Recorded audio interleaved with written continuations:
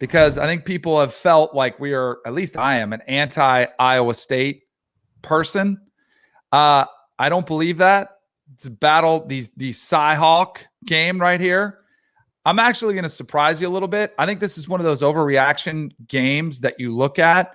I think a lot of people are playing Iowa in this game. I'm actually going to say that Iowa gets the win for the first time. I'm going to lay the 4 in this spot. I think they kind of were, and it's hard to explain how this could happen after what last year happened against Louisiana, that they come out and be a little bit lethargic against Northern Iowa. But I think this to me is more about Iowa. Their win against Indiana, I think, is being overvalued a little bit. There were 2 pick sixes in that game, which helps obviously make that game a little bit lopsided.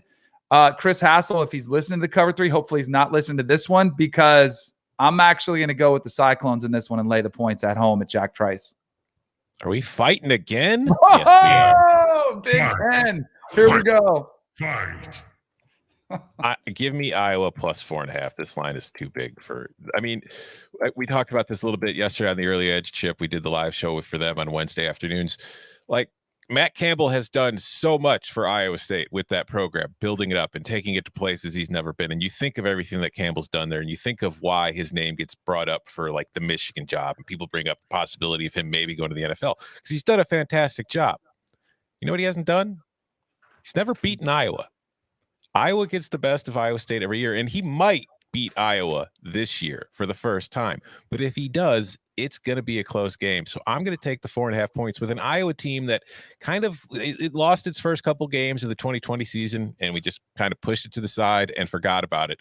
But by the end of last season, Iowa was probably the best team in the Big Ten West, even if Northwestern had the best record and won the division. And to see them come out last week and just absolutely blow Indiana out of the water. Yeah, they had 2 pick sixes. Well, you know, you have to pick the ball off and you have to return it. So, like, defensively, they're sound. Offensively, they're just Iowa. They do what they do, and it works for them. And I think that this is a game that historically has always been kind of close and tight. So I'm always kind of drawn towards the points anyway. The underdog does very well in this rivalry. So I'm taking the Hawkeyes if I'm getting more than a field goal, because I see this as a field goal game. That's right. A field goal game, as in like a game where touchdowns are hard to come by. And it's strange because when you've got these trends that are showing up all the time, you kind of want to get to them, especially when it's 13-2 in the last 15 meetings. The under has cashed 13 times, the last 15 times that Iowa and Iowa State have played each other. Then I go into it, and Tom, as you mentioned, like, Iowa might be one of the best defenses in the country. Brock Purdy, I'm still not scared. I think that Breece Hall probably could have a better game. I think this offense is going to be a little bit more creative as it tries to find ways to get yards and points against this Iowa defense. I think that Iowa State's defense is pretty strong. Oh, and do we know about Charlie Kolar in this game? I haven't heard anything definitive, but I think he's going to play. I would imagine that if he's going to at least give it a go on game day, to the point where I am factoring him into this, knowing that he upgrades Iowa State's offense and still comfortable with the under. So I look at this game.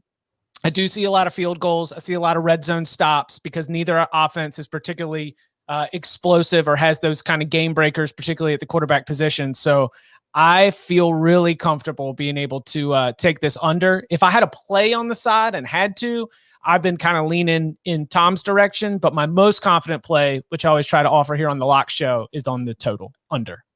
We have a lock agreement fight. I'm with Tom on this. Yeah.